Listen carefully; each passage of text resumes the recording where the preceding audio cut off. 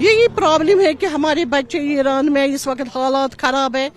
अब पता नहीं, उनको पता नहीं, उनके साथ कोई राबता नहीं है, नेट नहीं है, बाकी चीज़ नहीं है, वहाँ नेट नहीं चलता है, हमें बच्चों के साथ बात नहीं होती है। और यहाँ से एम्बेसी ने एडवाइजरी निकाली, अपने बच्चों को निकालो यहाँ से, जो भी है इंडियंस। और जहाज़ नहीं है, उन्होंने एयरबेस अपनी बंद की है।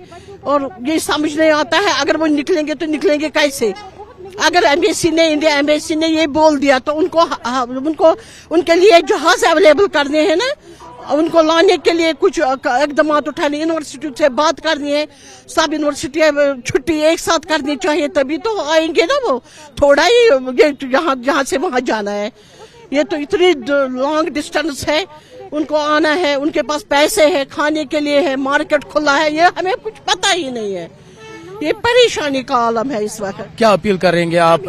अपील करें हमारे बच्चों को सेफ यहाँ लाए, कॉलेजों को कम से कम 1 महीने की छुट्टी दे ताकि बच्चे यहाँ आए, फिर देखते हैं फर्दर हालात कैसे रहेंगे।